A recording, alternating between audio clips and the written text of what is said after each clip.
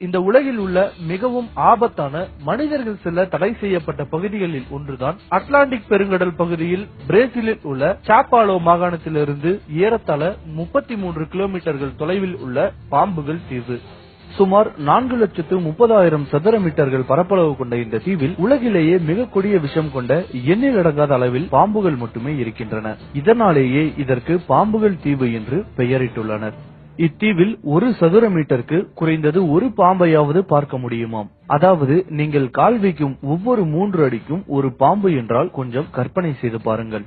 அதிலும் குறிப்பாக உலகிலேயே அதிக விஷம் கொண்ட கோல்டன் லான்செட் என்ற அரிய வகை பாம்பு இங்குதான் அதிக அளவில் காணப்படுகின்றன. இந்த பாம்பு கடித்தால் 1 மணி நேரத்திற்குள்ளே உயிர் போய்விடும் என்றால் இதன் விஷம் எவ்வளவு ஆபத்தானதாக இருக்கும்.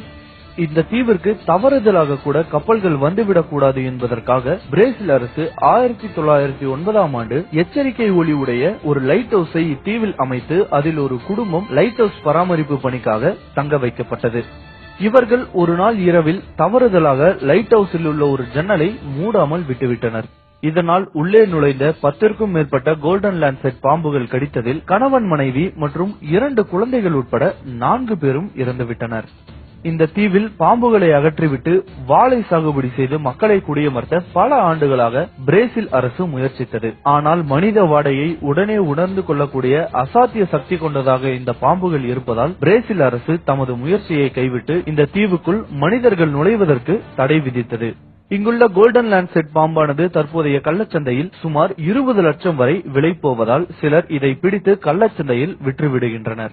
இவ்வாறு பிடிக்க முயற்சிக்கும் போது சிலர் இந்த பாம்பினால் தாக்கப்பட்டு உயிரையும் விட்டுள்ளனர்.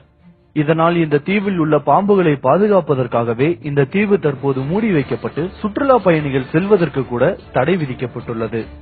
அதே நேரத்தில் இந்த தீவிற்குள் ஆராய்ச்சி செய்வதற்காக செல்ல வேண்டும் என்றால் பிரேசில் அரசிடம் சிறப்பு அனுமதி பெற்றால் மட்டுமே முடியுமாம்.